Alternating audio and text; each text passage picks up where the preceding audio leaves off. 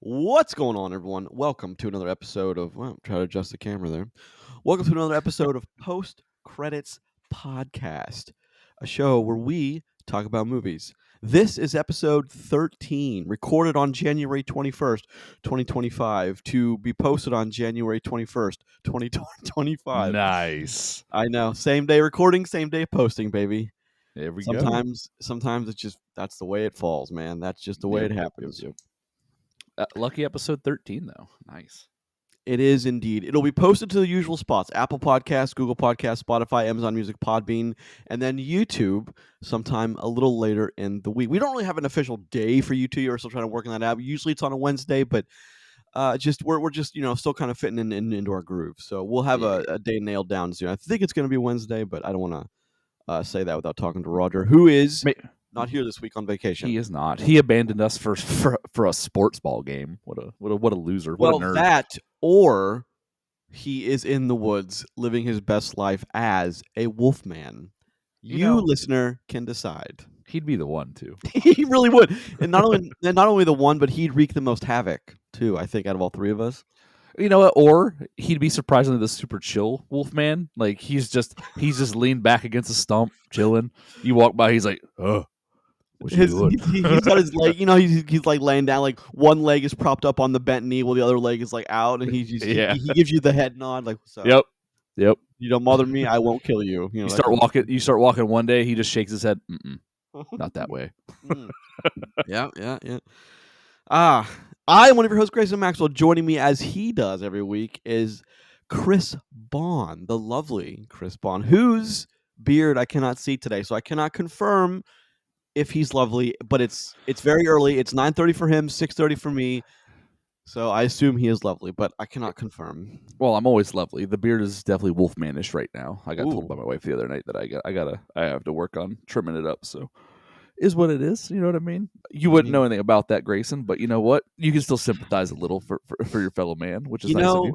Sometimes you say things you don't mean to be insults, but they're insults. I'm just saying. Sometimes you say insults on purpose because that's what friends do. You know what I'm saying? I cannot grow facial hair to save my life, and when I do, I look like I was a little boy with facial hair woolly willied on. You know that game that kids have no idea what it is today. But I'm still saying you should do a 1-year commit and see what happens. It's it's a thing and it works for some people. Well, maybe 2025 is that year because I haven't had it. But the last haircut I had was in 2024, so maybe 2025 is that year. And not only did I have a haircut in 2024, but like I just shaved. But like it's so early in that I could feasibly grow a decent beard in 12 months. I mean, let's be honest, right? Presumably in 12 months, I could have a fantastic beard, or I just look awful. It would just look awful and terrible. But either way, it would be awesome for everyone who knows you. It just depends on which way that nickel falls. You know what I mean? The nickel, huh? We've changed it to a nickel. Have we? All right, fair enough. Yeah. What is going on this week, Chris? How are you? I know we had a little bit of a recording mishap over the weekend. Oh my goodness. Roger kind of got his opportunity that he went to go do. So it's just me and Chris, and then we just couldn't. Our schedules couldn't align, so we're doing it on Tuesday morning. Yep. But sometimes that's just how it happens. So, Chris, how are you? So how's your week? I'm good.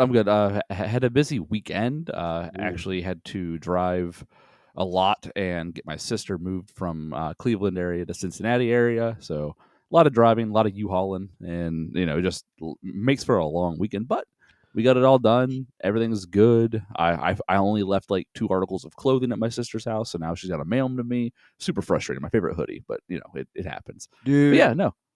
When you're without your favorite hoodie and you wear it to sleep, you feel the loss, man. I get it because I have a favorite hoodie. I have 2 favorite hoodies that like I feel I could never wash them and I'd still wear them. It's just they're comfortable, like they just conform to your body and to your stink sometimes, and it's just a favorite hoodie is a very nice thing. I will say, a very comfortable thing.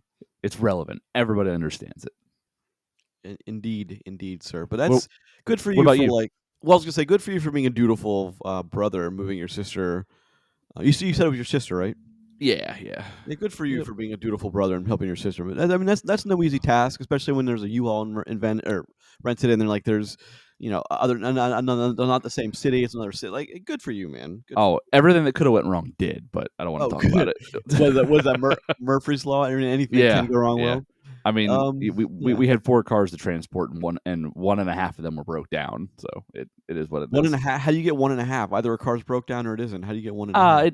It just needed a brand new battery, so that's an easy enough fix to where it's, like, kind of a half, but the other one was a shot alternator that we had to change in the slush snow, so Oh it was man, good that's times. Good on times. changing alternator on the go. Holy Oh, cow. yeah. Yeah, No yeah. fun. No fun. This past week has been okay. The first week in the office for the new job, it was Ooh, okay.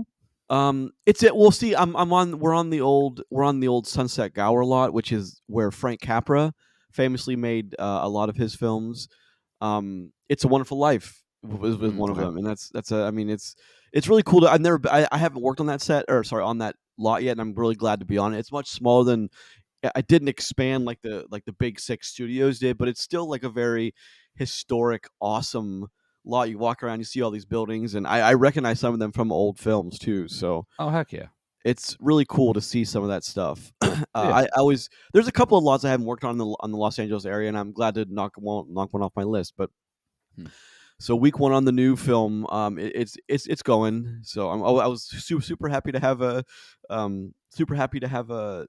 holiday yesterday to start the Yeah. new show with a nice paid holiday Monday. Wonderful, Nice, wonderful. nice. I actually worked a little bit yesterday, honestly, so I spent the majority of it Honda. So Oh, Honda, yeah.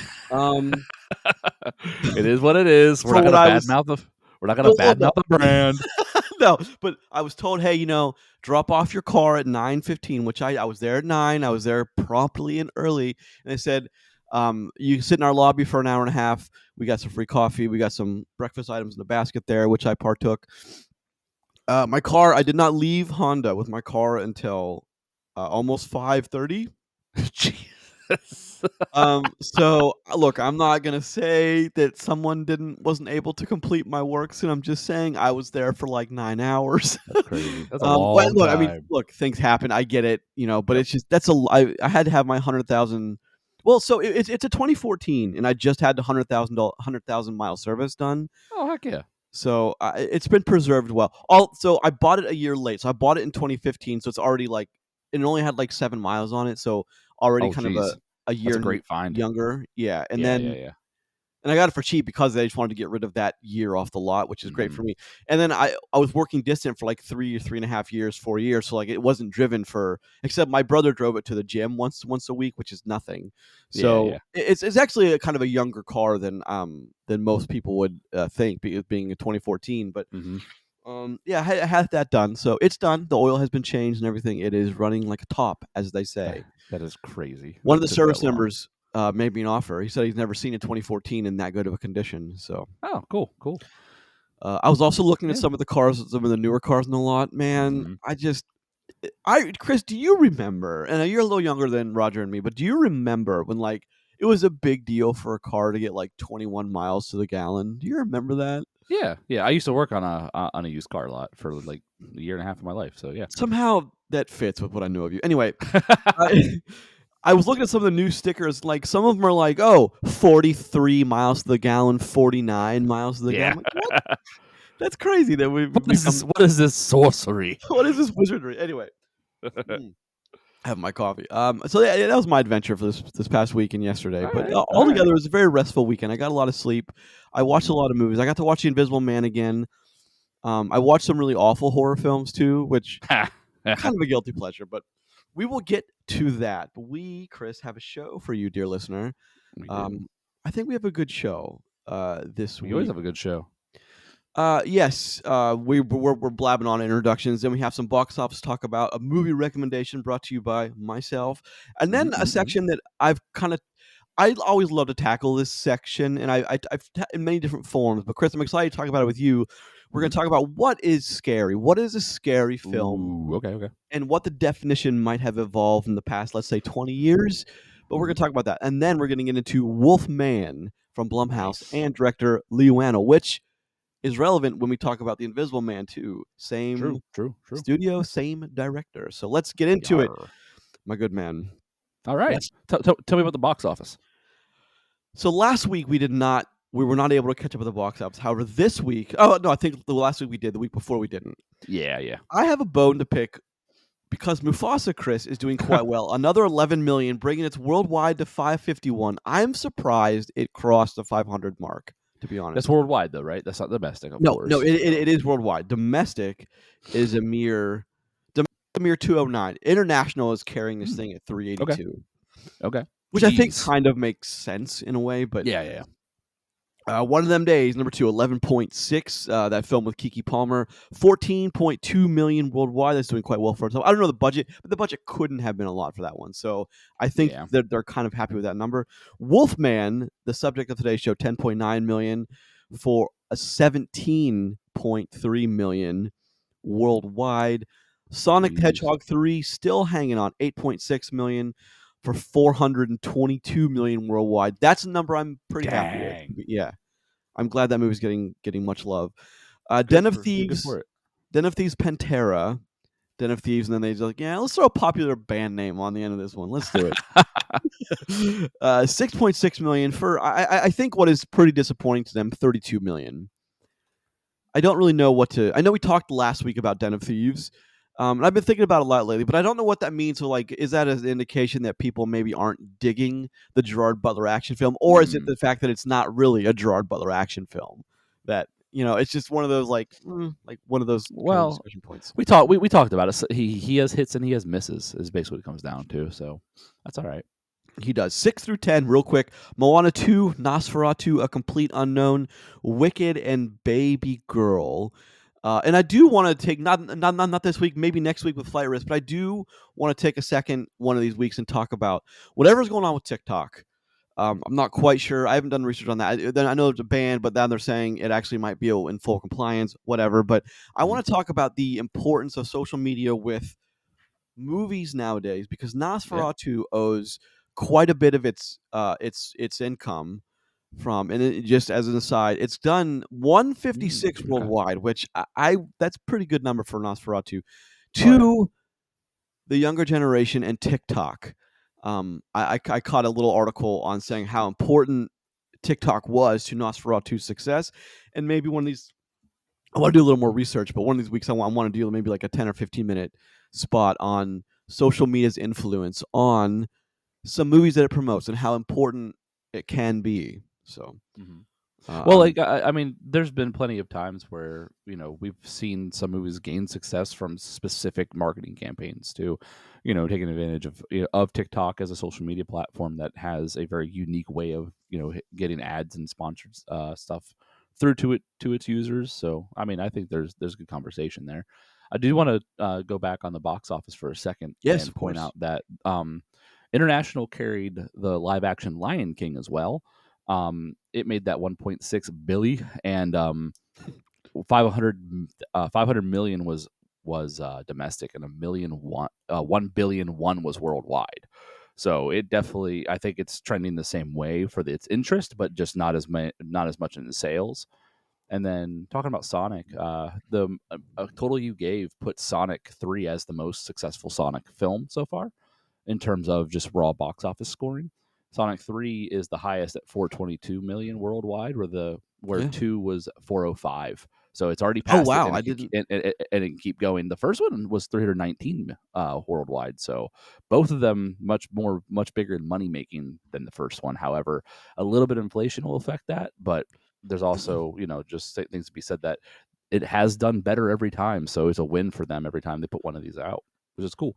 I think the younger generation really kind of championed Sonic and kind of went with it. And I Hmm. think there's a Yeah. combination of like parents who are parents now who like probably have some younger kids who like they like it for the different reasons of parents like, oh, I remember Sega Yeah. with my Yeah. friends, and Yep. Yep. that's a whole discussion one day we can have. But it's weird because like I think Sonic 3 is actually the weakest of the three films. Yeah. We talked about that. Yeah. I actually still think that the first one is probably the one that has the weakest story, but I think they were just kind of like, all right, let's make this movie, and then they kind of like found their groove on it. I actually like the third one a good bit, but the second one's definitely my favorite. Yeah, I would agree with you. And of course, the wonderful decision they made right before the first film came out about changing Sonic's Oh man, teeth. yep, Like, yep. it's like every time I think of that, I think of like because I listen to a podcast and sometimes they talk about fish in the ocean that have human teeth that like at the bottom to like Mm, places that we I don't haven't like gone that. before. And like yeah, it's like they look like human teeth. Like what is going on with that nonsense? Anyway, I don't like that at all. I don't like kill it with fire, please. Yep. I mean, even in the water. Even in the water, kill it with fire. Yes. All right, Chris. Well, let's jump into the meat of the show after the box office. Yeah, yeah. What we got? A movie recommendation, and I think this one's an easy one because I took the advantage of us not recording yesterday, and I watched Invisible Man last night to compare, and Mhm, it's a movie that boy, that to me was like in 2020 because remember I don't remember what like because like the pandemic started, but mhm. there was a couple of movies that came out in the beginning of 2020. Sonic actually was one of Yeah, the first. Yeah, Sonic was one of them. Sonic, The Way Back, which I love with Ben Affleck about kind of having a redemption arc for himself and helping these students become better basketball players. And then Mhm. Invisible Man, I'm like, well, that's the year because then everything shut down. It's like Yep. Invisible Man to me is one of those movies that I'm not really sure what I was expecting, but goddamn, is that movie that's a 10. Like I'm willing to give that movie a 10 and not many movies ever get that, but that movie is fucking excellent. It was impressive at the time, especially too, because just the expectation of it was, oh, it's just another horror flick, Yeah, and yeah. it came out and just rocked everybody's socks, man. That was a cool ass movie, done very well, done inspired by, but they definitely put their own thing on it, and they kind of tried to ground it in reality, and they succeeded in Sure. that too. So, Let's talk about it just for a second. Lee Wannell directed it, much like much like Wolfman. mhm. Wonderfully, Elizabeth Moss, Oliver Jackson were Cecilia and Adrian. Um, and Aldous Hodge, who I love, he was the copy for him. I think that guy's really great. I love seeing him, so that was a nice bonus for me. But it's one of those things where the plot is I actually the plot's rather simple. A girl's just trying to get away from a controlling boyfriend, but he just happens to be a brilliant guy who made an Yeah. invisible suit. Yep. And it's like one of those things where there's a movie I loved. I saw it in high school. My dad introduced me called Detour, and it's about this guy who he just he's trying to get out of something simple, but every step of the way of trying to get out of this, it escalates and always makes him look worse and worse and worse. But like it's not always his fault, Yeah, and yeah, that's kind of how like I see Invisible Man is like this poor girl, yeah. Cecilia is this guy's making her life hell, and he just keeps doing it, and she knows it's him, but like no one, of course. Oh, No one believes her. there's Yeah. a guy in the room over there, but I can't see him. All right, crazy Mhm, lady. yeah. All right, but it's one of those things that's like it's kind of fourth wall breaking if she'd be like, you know what, fine, you don't believe me, shut the door, get up, and just walk around. Here, Yeah, yeah, he's yeah. got to move. It's just one of those things like kind of fourth wall breaking if you think about it. But it just the movie works so well, and just having seen it last night, I was as impressed last night as I was the first few times I saw it. So Mhm. if you've not seen Invisible Man, I don't think it's no, it's the Invisible Man. You should check it out. Yeah. It is Well, like, available. Sorry, it's available on Prime via freebie, so there are ads if you want to watch it for free. But I watched there's only 4 1-minute ads. It's not quite as obnoxious as you think. okay. Well, so you mentioned some of the cast and stuff. I think the cast for that was kind of sleeper strong.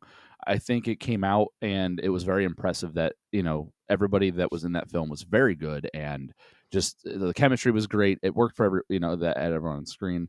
I like that you mentioned what was his name, Aldous Hodge. He Out of touch, yeah. yeah, so I've like I got a man crush on that guy. I always Mm. have. I've loved him in all the things I've seen him in.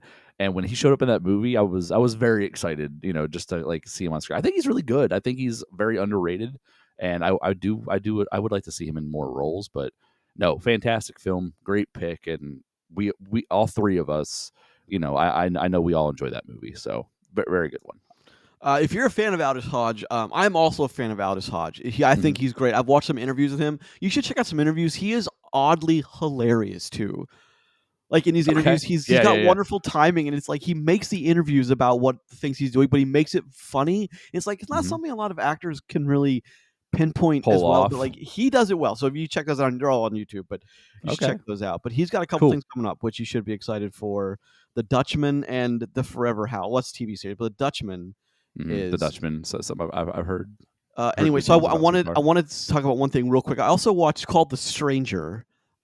It's Okay. this the girl from Longlegs. I forget her name. I thought I would remember it, but and Dane DeHaan. It's the same premise. Is she picks him up like right away, like in the first minute of the film. She's Mhm. driving for I think it's Orbit, whatever is like an Uber knockoff, and it's she picks him up, and then he immediately starts and is like, "Well, I just killed the family you picked me up from, and I'm going to kill you, but we're going to play a game first."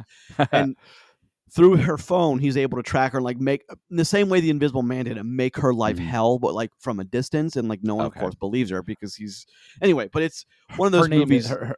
her name is Micah Monroe, by the way. Yes, Mike. She's actually kind of low key awesome too. Mhm, mhm. And I just watched another movie in Paramount Plus, which is not great, but it's about a couple goes hiking and an alien takes over her boyfriend and like she has to Whoa, try to get away whoa, from him. whoa, But whoa. it ends how I hate. I'll just say that like it ends with like absolutely Okay. no hope. So I cannot stand that shit from millennial Mhm. filmmakers. But anyway, let's move on. We've been talking a lot Yeah, about the Invisible Man, but the Invisible Man is really incredible. And agreed. if you have access to Amazon, which I think most people do, it is available to watch for free. Granted, there are ads, but like they're not obnoxious. 1 minute a piece, four of them, not terrible. That's doable. So I did get to enjoy that last night. I saw it on instead of going to my Apple TV, which I purchased, I just like I'll check it out on here, whatever. Anyway, let's talk about another kind of category which I love is called what is scary. What is scary? So Chris, I want to open up I want to like let you make opening remarks to this because I have my Okay. idea of what is scary. So I invite you, Chris, to open remarks of what is scary to you. Okay, so I mean, I think there's two versions of this for me, right? So there is what's realistically scary, and then what's like fantastically scary. I think are the ways I'll describe it. But for me, what really gets me spooked in a movie, and still has me at the ripe age of 36, checking all my closets and making sure all my doors are secure, is actually anything that is like really done, like well done paranormal. I'm superstitious. I have an active imagination. When I see like a good ghost movie or curse movie or something like that, man, that messes with me. That to me is scary. Like I believe in the whole idea of ghosts and afterlife and all that kind of stuff. In all the ways that don't work out well for the living. So it's just one of those situations where it's like, man, like this is something I believe could be real, where like you get your Jason Voorheeses and your Michael Myers, like those have zero effect on me whatsoever. It's something that is it's so far out of reality to me that like it doesn't like seep into like the crevasses of my fear, my psyche. Whereas like ghost stuff, man, that really does do it for me when it's done well. It'll have me like staring at the dark corner for a little bit and going, maybe just turn one more light on in Yeah, the house. It'll be all we right. we've all been there. Yeah, absolutely. Yeah. I think that's what does it. And then the other thing that's scary, I think this might be like a dad thing, but anything that kind of like invokes that whole like family fear or things that could happen to your family, like I used to not get very worked up with like hostage movies and things like that, but now those actually affect me a little bit more, and those kind of activate a whole fight or flight response in a way at times when I'm watching, which is an interesting thing, and it's because of experience more than it is about just like the way like my brain's wired. So I think that's actually kind of a cool concept too to think about. Even though it's not like a horror esque kind of thing, it still can get like actually like cause like real anxiety, which I think is directly linked to fear. So yeah, I think that's where I'm at. Gore has never really like done it for me in a scary or a gross way. I mean, but I'm the generation that grew up watching Saw, so I don't know if that has an effect on that. You know what I mean? But Well, see, the whole thing about like what is scary. I once wrote a paper in college. Well, sorry, I once wrote in the newspaper for college where I oh, okay, graduated okay. from, and what is scary. And I was kind of my editor was like, what, it's Halloween, kind of do like a horror thing. I'm like, okay, I could do that. Yeah, And yeah. let me ask you a question. Would you, Chris? Would you rather be chased by Jason Voorhees or the Terminator? Jason Voorhees with a Or Terminator. sorry, Oh, I will open the floor to Michael, Jason, or Freddy, any of the big 3 from the '80s or okay. the Terminator. So, but actually Uh the big 4 from the '80s. yeah. I would rather it be Michael because he doesn't have any actual confirmed teleportation powers. I think the other three, the other two of the horror ones you've named, they can zip around somehow in a supernatural kind of way. Sure. And the Terminator, even though it's scary as fuck, it is just a machine in the end. You know what I mean? It doesn't have anything supernatural going on with it. It's just a better version of anything we have right now. So I mean, it'd be M Myers. M3 is just a machine, and she danced around the hallway very unnaturally, if you remember. I'm not saying that Terminator would do some crazy creepy things. I'm just saying it's just a machine. It's putting into the idea was to ask people like put into perspective for like, Oh well, yeah. the Terminator is relentless and you cannot stop it. So Hmm. I mean, Michael Myers, at least, you might be able to in some weird supernatural way, but as this film's went on, we realized like that's the thing is like they just like cheat their way script wise to the top Oh every yeah. single Of time. course, of course, of course. So that's the idea of like I don't, and I was looking at like I looked at Netflix, I looked at Hulu, Paramount Plus, Hmm. all the Amazon, Disney Plus, all the big streaming ones, and I was looking at their horror sections, and it's just this through, and like so much of it is gore. It's like Hmm. I don't, that to me isn't scary. It depends on what you mean because like before the gore stuff, like let's say like the 2003 Texas Chainsaw Massacre, I would absolutely put in the gore category, but also in kind of in the horror. But that's the thing is like that's what like where the Saw thing kind of evolved into. Hmm. It's Yeah, like it yeah. all, and then there was a point in the 80s where the as the slashers kind of really reinvented horror, and like the slashers were clever for a while. Like Halloween's actually not terribly bloody if you look at it by like 80 standards. It's not terribly bloody until you get later into the franchise, but it's just and they evolved. Like they still were like smart horror films, like the Jason, the Fred, like the Michael. The first ones are all they're more script and story than they are like gore, and then they just kind of evolved, if you ask me, into more gory, which it it's kind of a tough thing because like I don't Yeah. find many things scary. I do find, however, like one of the things has always freaked me. I don't know if you've seen it. It's called Grave Encounters. Hmm. Did you see that? Yeah. Where like a team that's like investigating paranormal activities, and like they're kind of making fun of it off camera, but then Yeah. Yeah. they get locked in the hospital, which they can't escape from, and like that to me is terrifying because like, well, what are you gonna do? A spirit's gonna get you. You're not gonna stop it. So Yep. Yep. the idea of that in the darkness is terrifying because like again, Yeah. it's like it's a thing with it's a very simple idea that like we are scared of what we cannot see and what we do not know. Hmm. Hmm. Like humans. Like so why you don't leave the campfire at night in early humans because like you don't know what's in the night. You don't know what's in the Yeah. dark. Well, like you mentioned the gore thing and stuff, and I think maybe back when horror was like really taking off, like the early Freddy's and Michael Myers and stuff like that. But like, I don't think slashers are the same as gore flicks anymore. I think sometimes you have gore in your slashers, but like I think of gore and I think of things like what was it, Hostel, Saw films, like stuff like that. Like Yeah, but the like that. they didn't come until after 2000 though. Well, yeah, but So I think that's what I'm getting at. I feel like gore has evolved in a way that it is that has. is that is so much spectacle and almost it's only going for that cringe factor, and I think that it's lost a step in that sense. Whereas like before, you had that linked in with like some of your old school slashers that it made sense for it to be in there in pieces, and like you remember those like super specific kill moments or those like Yeah. like in a movie because it was that one was gory, whereas like the rest it's kind of like like this whole movie is of this and you become desensitized to it eventually. It's the one reason why the first Scream movie sticks out to me still. The opening of that movie when like he cuts his stomach open and like you see his intestines, that was like the goriest part of that movie and like what it showed, and it stuck with me even to this day. And I saw that when I was like when I was Oh yeah.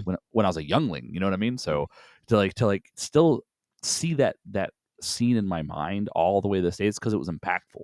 Because back then you didn't have a whole bunch of it. Now it's just everywhere in some of these movies. That's the thing is like Scream has become more gore too, but like it used to It be has. about like the original Scream to me is a masterpiece. You're never going. I'm never going to say it's anything but. I mean, the way it's written and how you're able to like know which of the two killers is in the costume at the time, and Yep. to me, it's a masterpiece because it again, it it revolves around the script and the story and the Nev Campbell kind of really carrying it further than it ever should have gone. I mean, that to me is horror. That's not Yeah. gore. That's the thing. Is like, but then you have Oh, something I like, agree. but then you have something. See, the stuff with horror, with like like the supernatural, and to me, it's always linked to like it goes back to Alien for me about like you're waking up literally into a nightmare.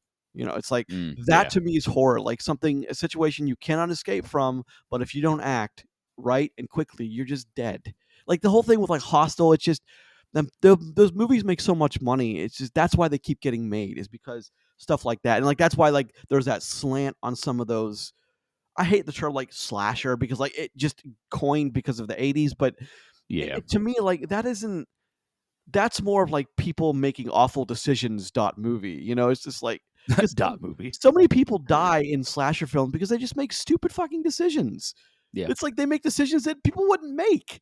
It just wouldn't. It's just there's an additional element of like complete unbelievability when people make these decisions that they like to run upstairs instead of out the front door for the horror Mhm. trope. It's just Yeah. they wouldn't make those decisions. I mean, you talk about fight or flight. It just I think your brain sometimes kind of blocks that whatever necessary chemical to like make good decisions, but also I think it heightens it in a way. Like you have to like you realize what you got to do to get out of a certain situation. And it's like I see these in all these films. I'm like, why would that person do that? Of course they're going to be Yeah. dead now. But then with the producers thinking, well, we got to up the body count. There's got to be a kill every 12 minutes or 13 minutes before they get dead. I mean, that's why the principal died in Scream, is because the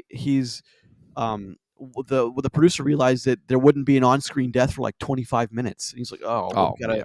we have to change that. And so they called Winkler and they shot this scene at the school, which makes absolutely no sense because like, how does the killer move? And I mean, come on, like, Yeah, ugh. yeah.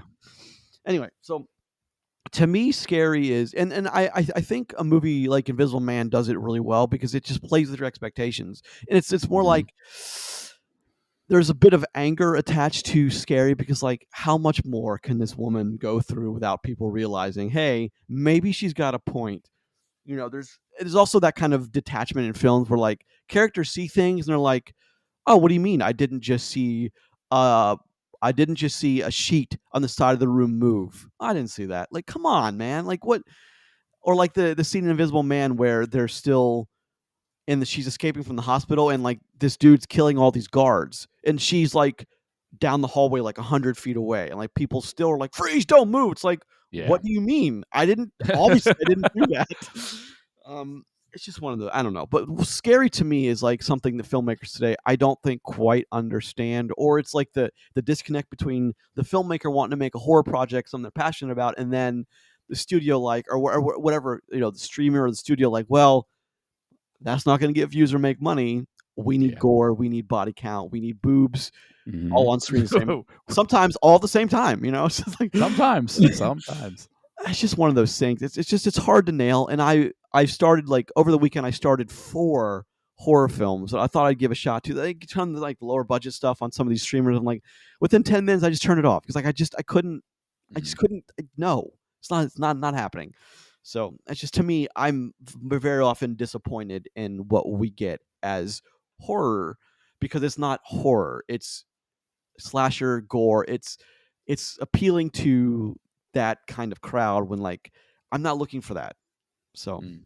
Yeah, I mean, it's fair enough. It's just it's one of those things that the genre has definitely splintered and turned into its own. Like it's definitely like embraced its subgenres, right? So I think that's what we're seeing because it's hard to find good horror movies, but it's also hard to find good gore and slasher flicks too. You know what I mean? Like it's like it's harder. It seems to make like good versions of those or popular versions of those movies because it was already kind of a niche genre to begin with. So I just think you got less people looking in that pool to like kind of swim in it too. well, it depends. I mean, it's just one last thing I'll say is like some people in the early 2000s, those movies made money, and I'm Okay, okay. talking like enough money to spawn like another 17 years worth, because like we've kind of moved away from those. I live like right now, like you don't see too many of them theatrically released anymore. So maybe maybe it's that the studios are moving away from them, and Okay. because they are cheap to make. So I can understand that for like a like, well, they're cheap and they're quick. So I get that. Yeah. But it's just, to me, it's one of those things where it doesn't satisfy my cinematic need. Unless I'm sitting down watching I just want to watch people get killed. I just want to like have something on in the background while I'm doing my work. Like it's just something that like Yeah, yeah. whatever. But to me, it's just it is horror films. Well, I would put up the air quotes because like what the studios and streamers are selling to us as horror films are often very disappointing to me. And it's Mm, I love those like Scream movies, like figure out well, like because it's fun to figure out who's doing it before the movie tells you who's doing it, and then like think back in your mind, like oh shit, that I did see that, and like oh that character wasn't there, or they did say that really yeah. specific line. That to me is fun. Another one like I Know What You Did Last Summer is like the arrived because of the success of Scream was another one of those like but it's not nearly as good as Scream and it doesn't make a whole lot of sense and it's one of those like the killer has like a fourth sense. It's almost like the killer knows where the script is going, so then they know where they have to be and where they can't be. It's just I don't. Those also are like God. That's so like Joker, like he knows things that he couldn't possibly know. Yeah. The killer, and it's like, oh, it was me moving, like, and then Saw gets really into it. They're like, oh, I've been moving around behind the scenes for 5 movies now, manipulating things. Like, oh, have you? Have you really? Come on now. Yeah. Anyway, so sorry, that's all. I'll talk along in the tooth. Any final thoughts on what is scary, Chris? This is a segment that we can tackle as we see more horror films too. But True, true. No, no, I think we said a good bit on the subject, honestly. So I just I'm always excited to see a good looking thriller like trailer or an advertisement because it's a genre I've grown to love doing like the podcasting with you and Roger. I used to avoid them. They used to not interest me. I used to be like a scared kid when it came to stuff like that. And like I've really grown to enjoy this genre way more than I ever thought I would. And even sometimes, I find myself squinting in the movie theater to make sure I can't see the thing I know that's about to happen. But we all do. We but all do this. We're like, yeah, yeah, yeah, yeah. we all do that.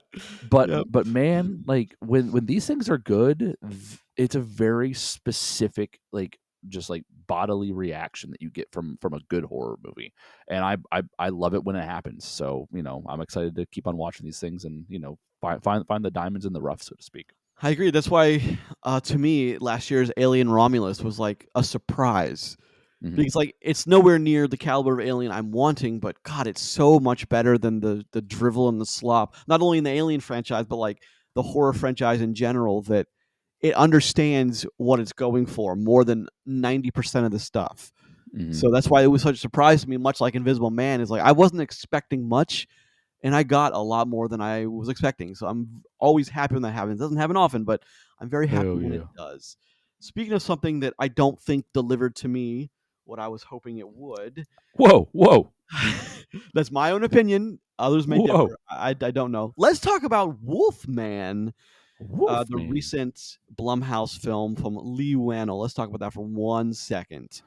Yeah, let's do it. Of course, there's the cast list isn't huge, and I can appreciate that because when you have a smaller cast, a more intimate setting, I think it leads for a possible stronger movie because you have to use the elements that you have in play, the world that you've created, rather than relying on a bunch of locations and stuff like that. So let's talk about it. Christopher Abbott, Julia Garner, who is the pull here, and Matilda Firth Okay. as the young daughter Ginger. But Mhm.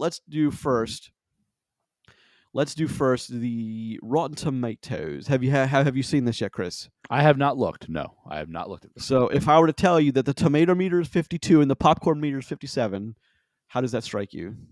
Um, I'm actually surprised that the popcorn meter is as low as it is for this because I feel Really? like I am. I think I'm gonna be a supporter of this movie. Okay.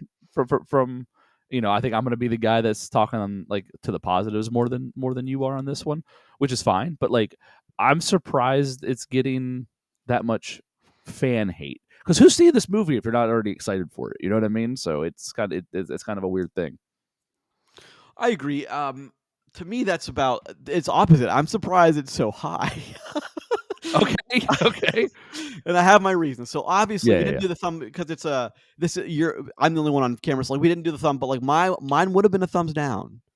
I got to be Okay, honest. okay. So like I'm gonna argue the thumbs down version because I have my reasons, but I'm definitely Um, thumbs up on it. I okay, definitely approve of this movie. I'm that doesn't mean I think it's a strong movie sure, though. I do want to and I caveat understand that. that. The Metacritic is sitting at a 51, which I think is, if it wasn't a couple points high, it's pretty much where I thought it was going to be. So Okay. it's within 3 or 4 points of where I would have put it. So let's talk about Wolfman. First impressions. Right after the movie ended, and you stood up in your seat and you walked out. What's your first impression of the film? I okay. Honestly, as the movie ended, I went, huh.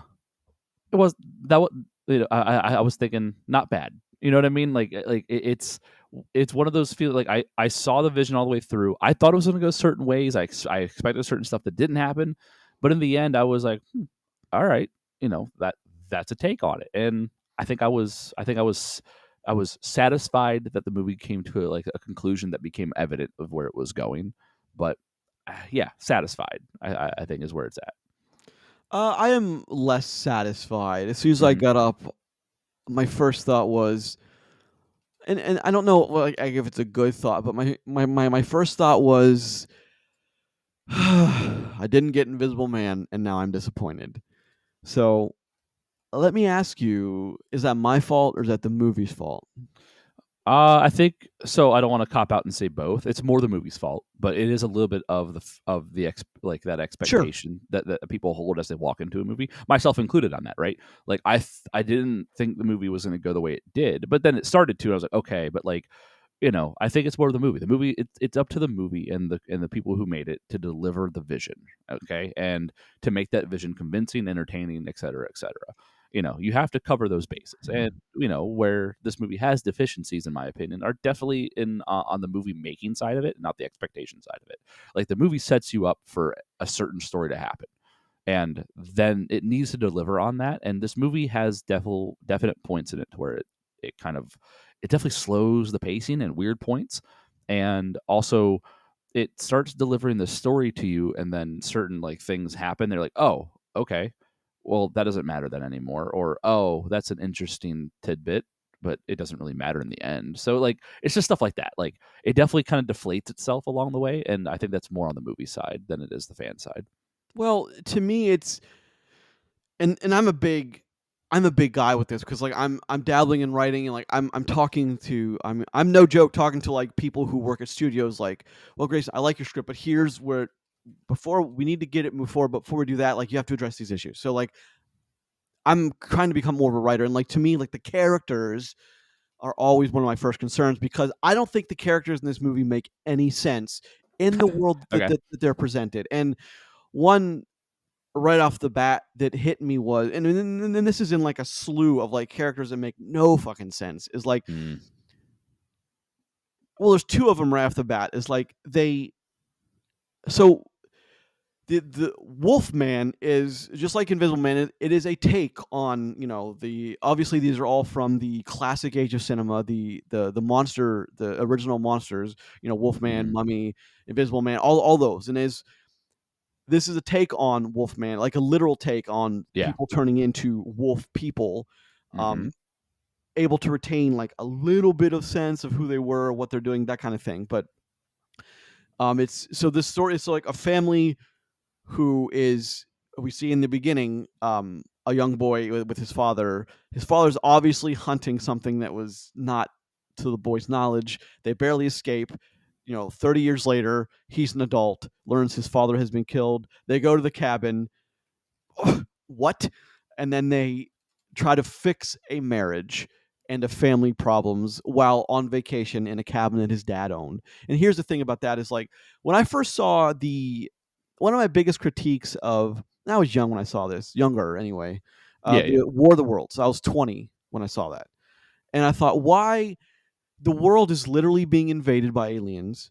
Our Mhm. military has absolutely no effect.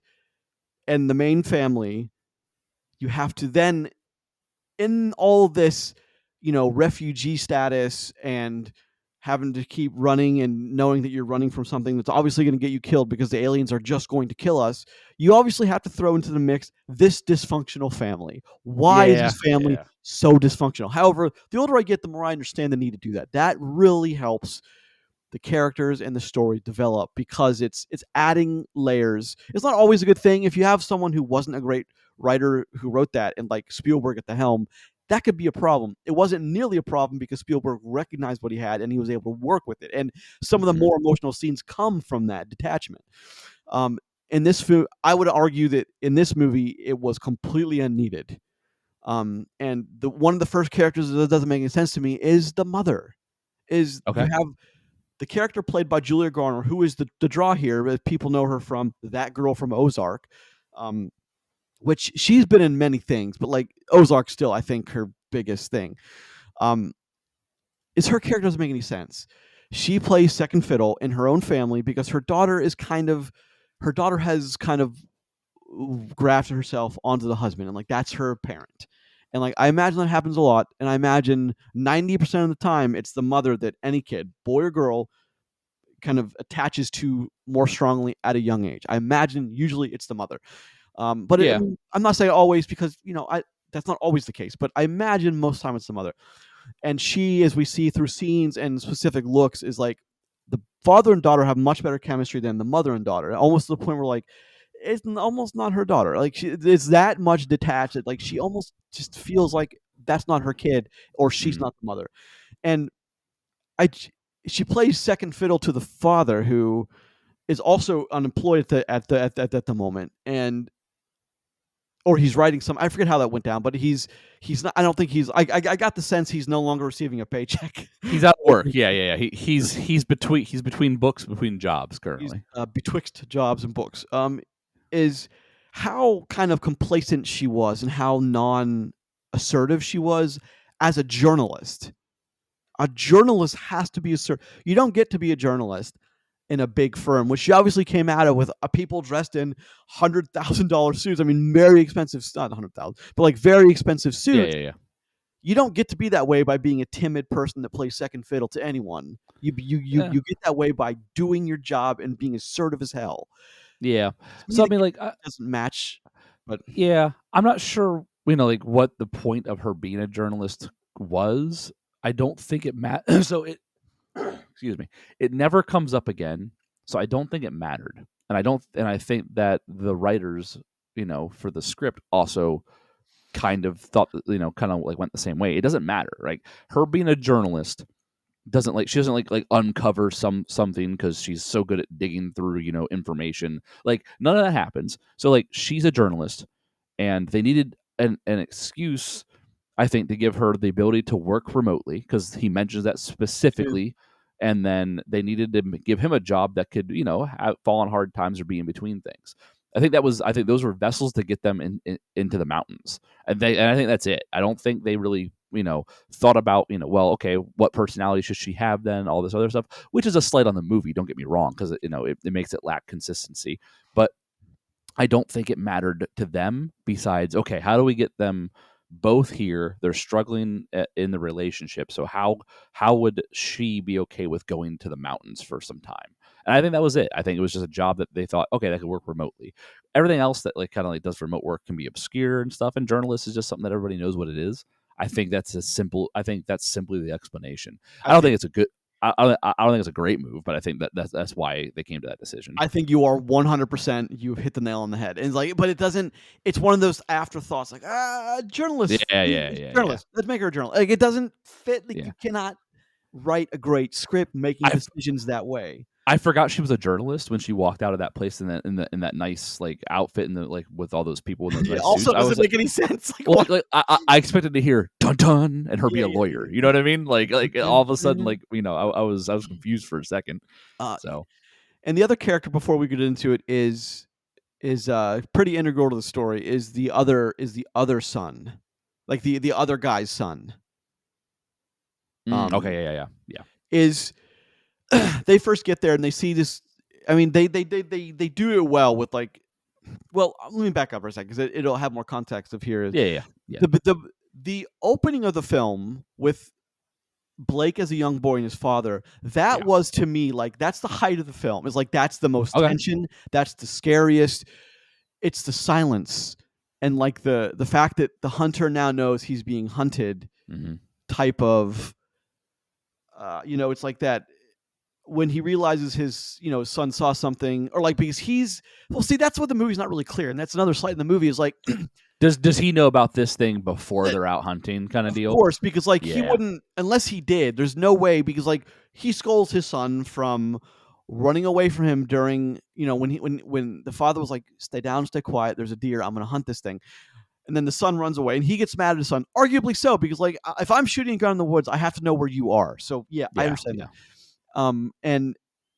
And then after he scolds his son, he becomes very suspicious, looking around and putting his rifle up. Like his son didn't convey, Dad, I definitely saw what I Yeah. think is a Yeah. wolf creature on two Yeah. legs. Like he Mhm. didn't, but he's looking for some, so he knows what's out there. But then again, 10 minutes later, we hear that I wasn't. I was hunting deer, and Mhm. that thing found it. Like so, he had no intention of hunting. Like, that's another inconsistency that doesn't make any sense.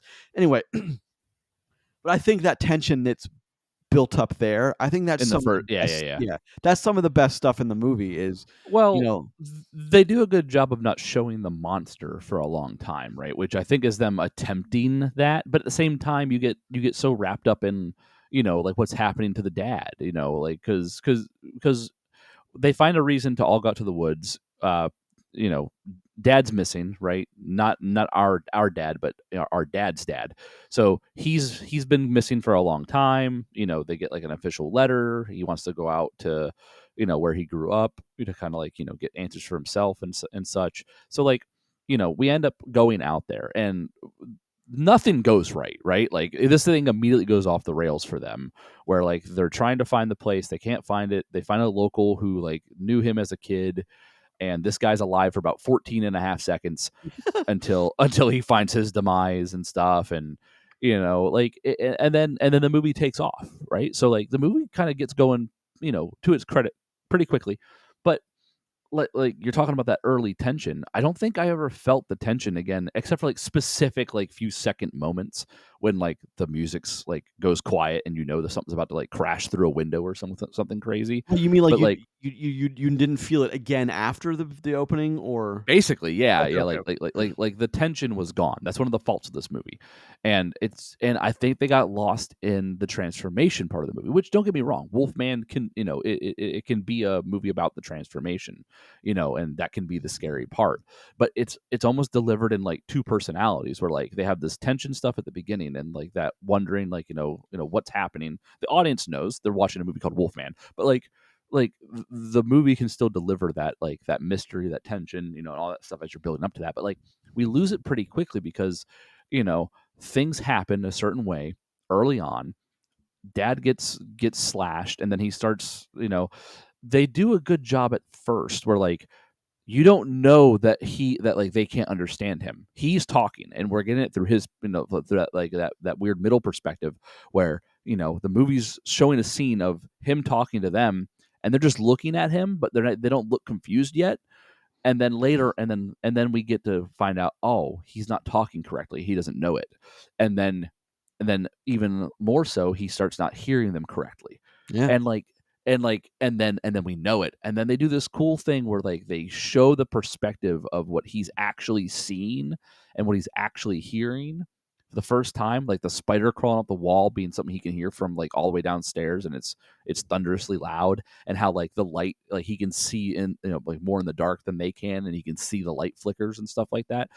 All that stuff is really, really cool, and I love that they did that in this movie. I think that's one of the positives. But then like I think they got caught up in that I because agree, 100%. because we don't really have a Wolfman incident, besides what's the transformation part, for a long time.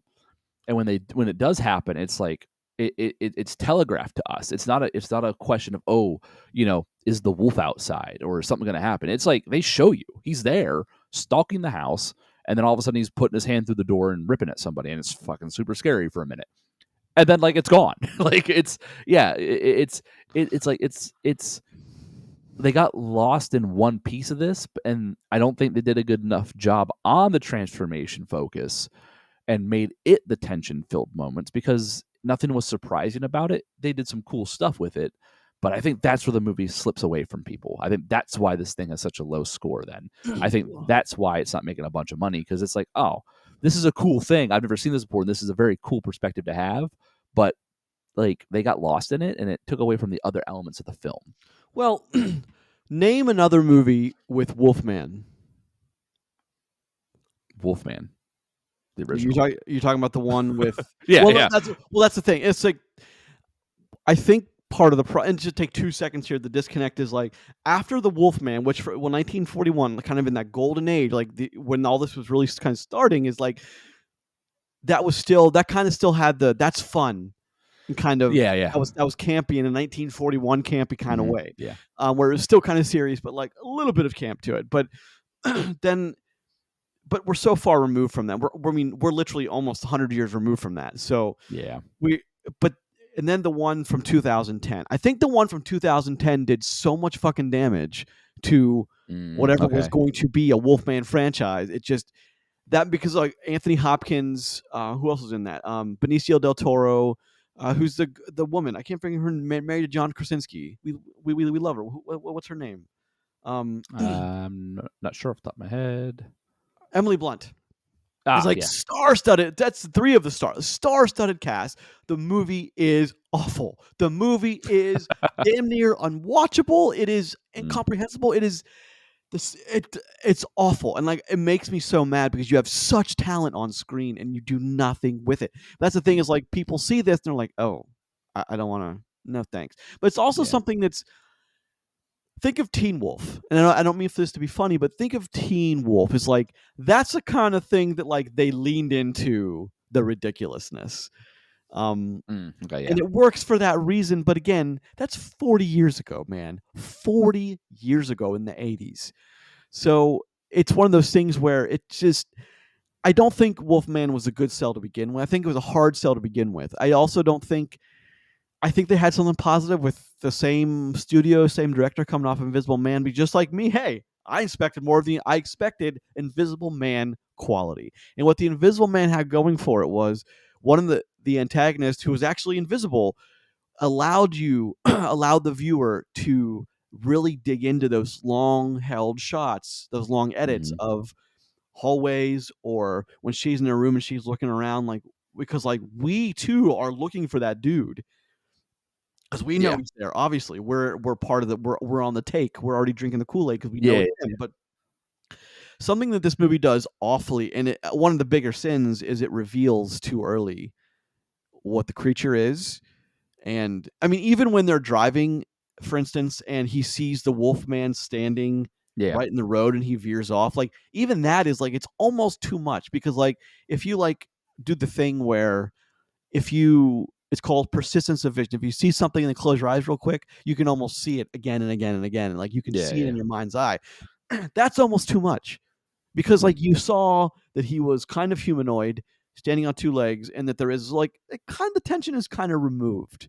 yeah. Because like when we're like when they're initially after the truck crashes, which by the way, fantastical that didn't do more damage, but when they're running away from that and like he turns around and like you hear twigs and you see the Hmm. silent of the night and you hear twigs and well it could be the wolfman followed him or it could be something else or it could be nothing like and then the tension is immediately kind of nope it's the wolfman Yeah. following Yeah. them on four legs like a bear. It's like come on, you Well, destroy your own tension in the movie. yeah. Well, let's talk about that for a second, right? So like the depiction of the Wolfman, quote unquote, Yeah. is like the whole the look of it. I feel like was a little bit off. It definitely it felt. I mean, like I know they wanted to use like actual prosthetics and all that kind of stuff, but like it doesn't look very good in my opinion. I think there could have been better decisions made on the look of it. But even like the way it like so it stands on two legs and such, but then like it runs at them in all fours. But it does the so humans. I don't know if you guys know this, but we can't run on all four legs efficiently. So Nope. when you tell an actor to run on all four legs, they do this weird side shuffle thing, like a gorilla, and it doesn't look very convincing as a wolfman. It looks kind of funny actually. It's like a man. It's like a man bear pig kind of deal. And I just like I thought that once we got to see it in full form and they're outside running around from it, it looked ridiculous in my opinion.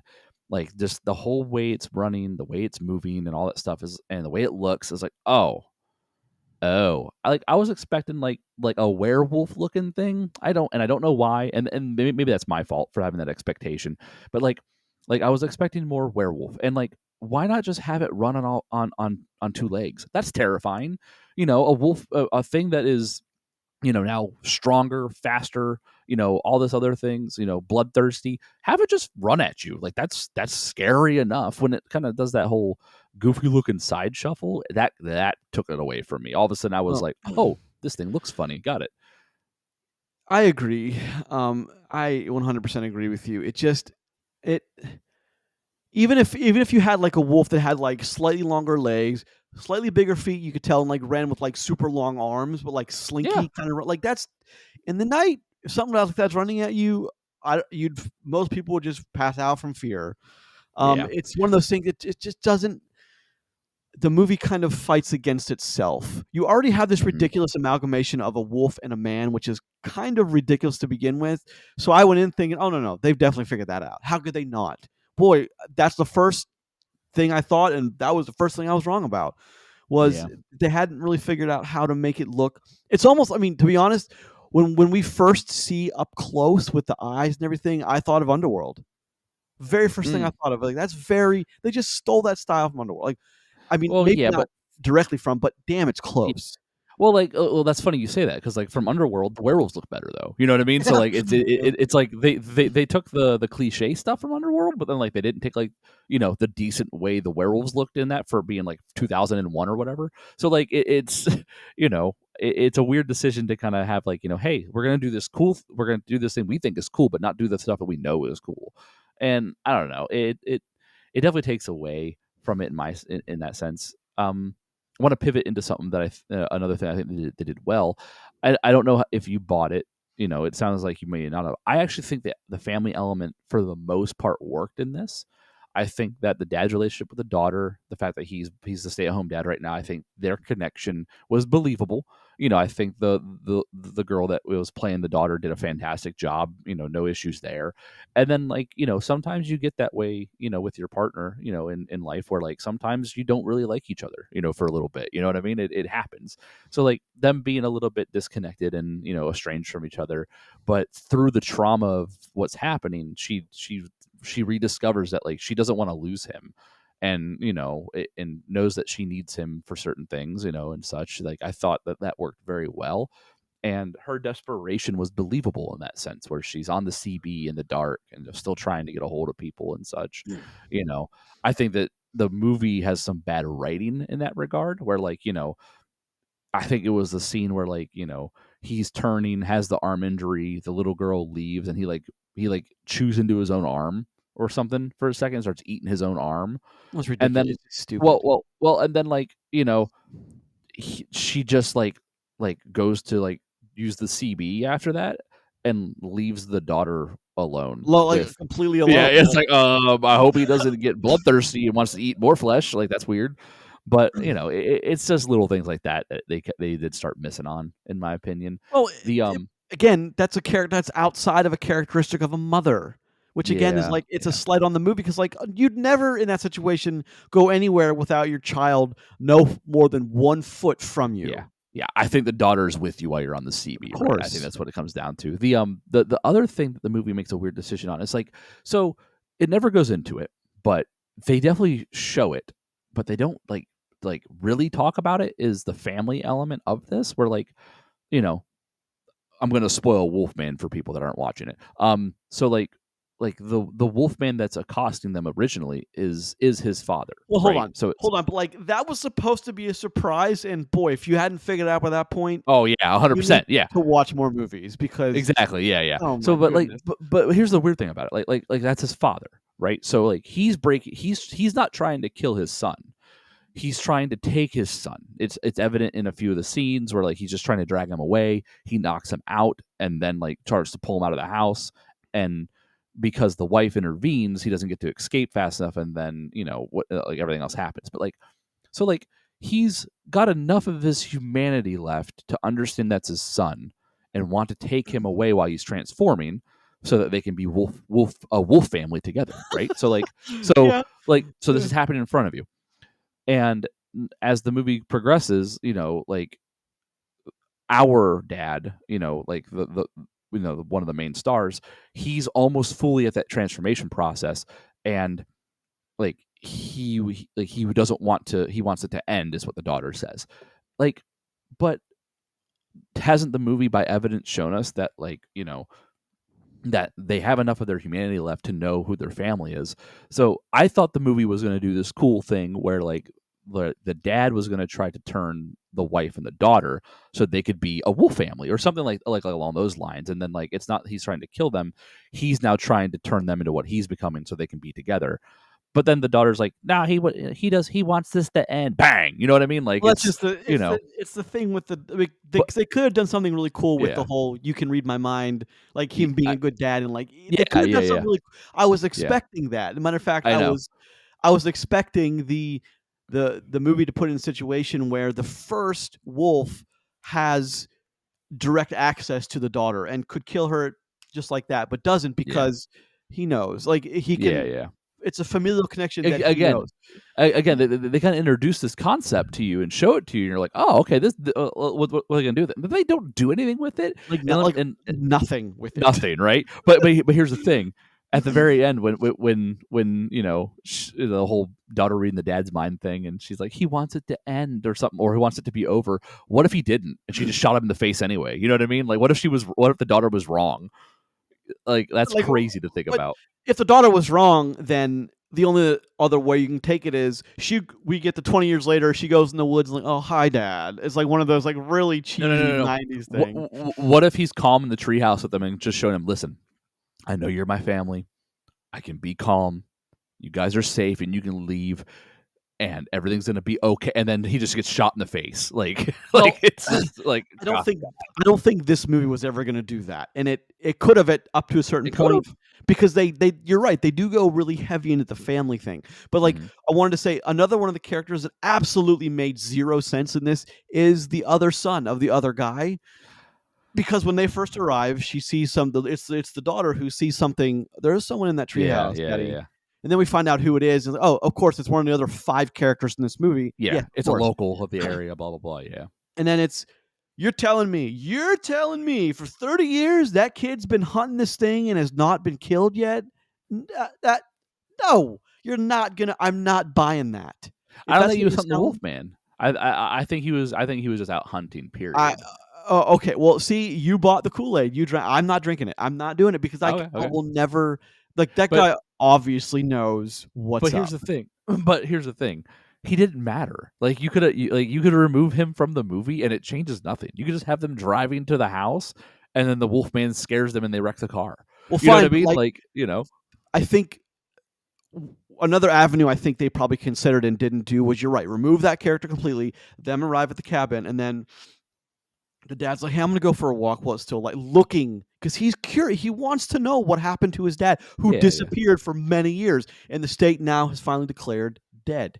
Um, that's another avenue they could have taken. One that to me makes more sense with what they've with the first 35 minutes of the movie. That makes more sense. The familial connection is Yeah, what we're yeah. doing here. And I'll be honest, and I know we're running short on time here. What really killed the movie for me was the wolf on wolf fight.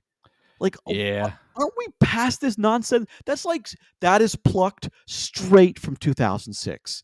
Like, this movie, if you're like, "Oh, no, we filmed that in 2006 and just now released," I'd be like, "I see it. I believe it," Yeah, yeah. because it's so ridiculous. I mean, I have no problem with like the wolf on wolf action, don't get me wrong, but I have a problem with the way it's presented again. It's you know, they did it in a way that like if the dad's this Wolfman, he knows he's gonna turn. Why not just wait? You know what I mean? He doesn't have to come in while he's like half turned, half not turned, and drag him away. Or if so, then he's trying to save the wife and daughter because he knows that he's gonna turn and want to eat them.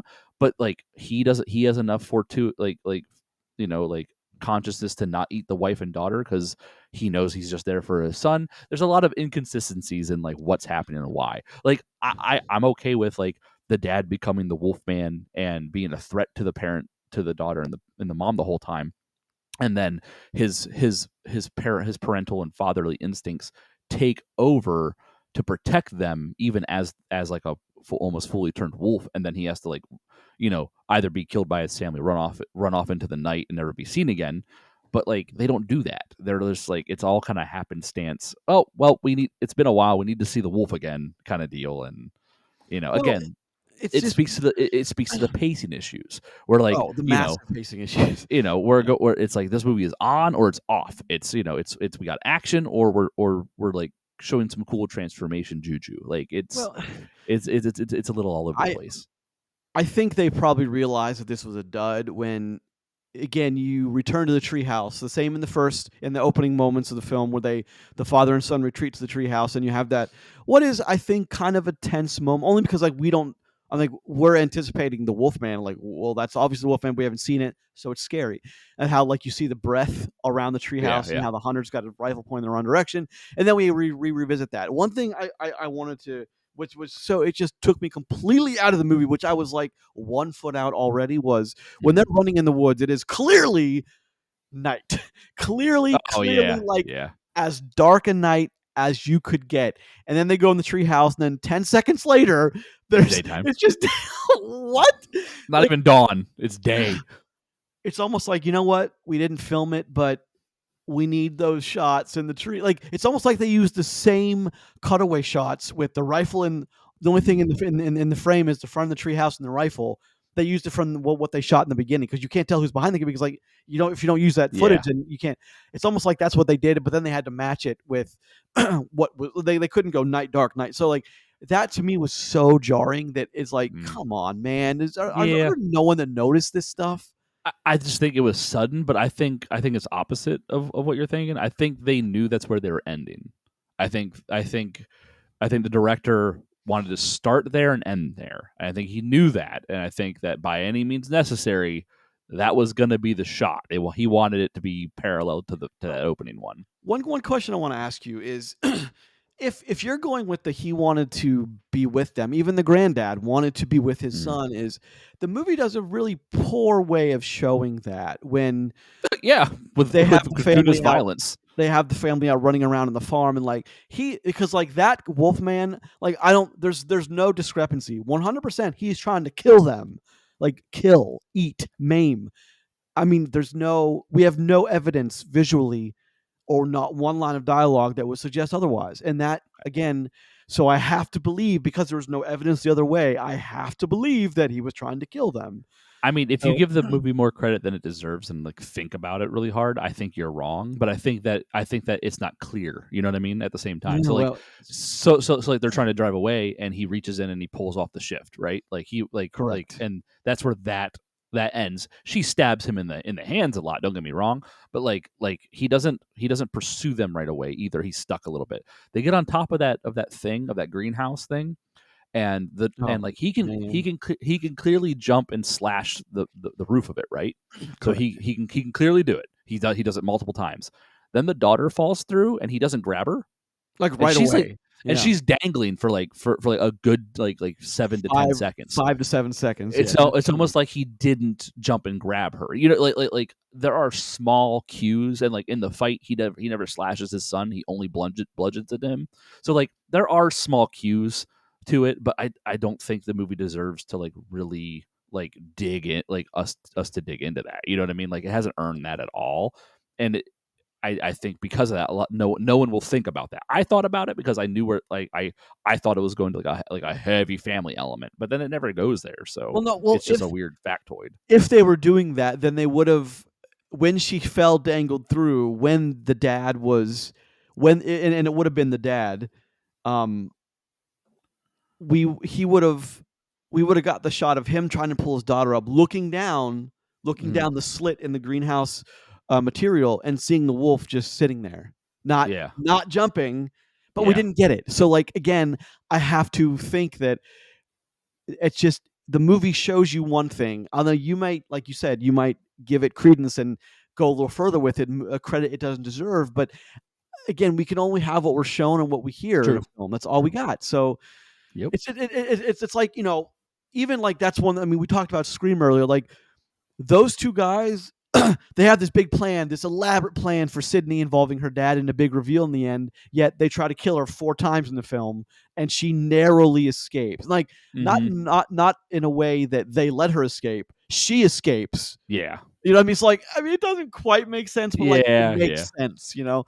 So it's just that thing is, it's to me, it's just, I think what we have here is, at least for me, and this is, I'm trying to explain my thumbs down, is like we have a lot of missed opportunity of, if you're going to go with the family connection, then you have to go with the family connection, and they do, Yeah. but like they go with the quickest, easiest possible way to connect the film from beginning to end without really getting into the depths of what it means to be family. Something else we never really get, like we never understand why that the family in the beginning is doing so poorly. We never understand why there's a disconnect between husband and wife. Like they could be just, I mean, there's no evidence except for when they tell us that they're not Yeah. doing Yeah. well, that they're not doing well. It's like, that's one thing I hate, is like, well, you've not shown me anything. All you're doing is having your characters awkwardly act like teenagers who are dating or people in their 20s. They're not, oh, we're not doing well, we need to no, show me why you're not doing well. What the fuck? Yeah. How can you do so well, Lee Wannell, in The Invisible Man, by showing us everything in that film, leaving nothing for us to, we're showing us what we need to know, but in this film it's just nothing. Hmm. How I do you feel like go from I one to feel the other? I feel like that there were some big ideas with Wolfman, and I just don't think that they focused in on any of them. And I think in Invisible Man, they did focus in on like one or two things. So it's just one of those things where I just think that this one had less focus and more, like they had more breadth, like a wider breadth of ideas that they tried to accomplish, and because of it, the movie suffered a little bit, and Yeah. that happens. You know what I mean? And I'm saying all this and I've had a lot of criticisms, but I still approve of this movie, right? Like I still Sure, thumbs sure, up sure. this thing because they did some cool stuff. Like I really, really bought into and dug the whole like seeing what he was seeing. That was a very interesting way to take a transformation like movie, like to like see how things are changing for him in vision, in hearing. All that was really cool and well done, especially when they had it like half in, half out, and you didn't know yet. Where he's just walking around talking and they're looking at him weird, but like you don't know that they can understand him yet. Like that was a cool move, and I think that that is worth the praise. I think that I bought into the family element in the fact that like the father and daughter, and then the disconnect between the mother and him, the husband and wife. Even though I agree with you on the whole fact like they did a lot of telling and not showing, but like I bought into it. And in the end, the movie does this movie could have been way worse for all of its faults, right? Sure. And maybe that isn't praise. Like maybe that shouldn't be praise. That hey, this could have been like your movie could have been worse than it was. But in a genre that has a ton of stinkers, and I mean a ton of bad movies, this movie is watchable. I think you turn this on, you can watch it, and it can be in your horror flick rotation of your 30 movies you watch in the month of October, and that'd be fine. I don't think this deserves like a top 5, top 10 spot, you know what I mean? But I think this movie, it's all right. It does some cool stuff, and I appreciate the stuff the ideas that it had. I just wish it would have followed through with like 2 of them instead of trying to follow through with 4 of them. Well, it has big ideas, and I got to get, like, I did buy into the whole family thing only because, like, I wanted them. Well, I mean, I know I'm watching a Wolfman movie about someone who's going to transform into something. So, like, Yeah. yes, the family thing is going to be important. So, like, I didn't address my red flags in my head because, like, oh, no, no, no, obviously they're going to do something with it. And, like, maybe I was wrong, but I will say this is another hashtag Chris was right moment when Roger, because something you, dear listener, may not know, and you can't know, is like when we were talking about what movies to watch, and the only reason we didn't do September 5 this week is because September 5th, because it wasn't available for Roger and Chris to watch, so we Yeah, yeah. audible to this one. But I was Small Chris town was issues, small town issues. Roger and I were both like, no, no, no, no, that's the same studio and same director, Invisible Man. That movie's going to be great. And Chris was like, I don't know. I will say hashtag Chris was right about this one too, but It happens, and honestly, it seems to happen in the horror genre more than anything. It feels like because we have talked about long legs in the past, Yeah. like amongst us, and I was big on long legs before we got to see it and stuff, and we were a little skeptical about it, and such. So I don't know, maybe it's got that horror feel. You know what I mean? It's all good. I agree. So like I'm gonna stick with my thumbs down. You're sticking with your thumbs up. But oddly, Yeah, I think so. I think so. I agree with you that it's oddly watchable. Yeah. Because Right. the Yeah. performances are good. That's the thing is like Hmm. even the daughter, like the performances are good. Yeah. It's Agreed. not like they're not like passable. They're good. Hmm. And that's what like I got to put that in the pro com obviously, but I wanted more from this. And like maybe Yeah. that's on me, but The fact that maybe you have it a is. thumbs down, I completely get it. You know what I mean? Like 100%. Like I understand the qualms with this film and how that could bring you to a point where you're like, we're like, nah, this movie ain't it. Like I get it, right? I'm kind of fence riding maybe in kind of like a unfairness, to the decision making process. But I just, No, it's it not is what it unfair. I is. mean, you like some certain I'm not sure I like the stuff that you like only because like I Mm, don't think that's the movie we got. I think for how cool that is to see him transform and undergo the transformation is like we never should have got that. That never should have been in the movie. That never should have been mm. a plot point. We never should have seen him transform. Like that's not the issue here. Okay, Like I got you. you know what I mean? Like that's my issue. Is like there's a whole like it's like the whole like in these big books. You're like, oh, I love that book, but like chapters 5 through 7, completely you don't even need them. Like that to me, like that's how I feel about that Yeah. scene. It's like as awesome as it was not needed. So what you're saying is in 4 years when they make the next movie and it's called Wolf People, you won't be excited to see it.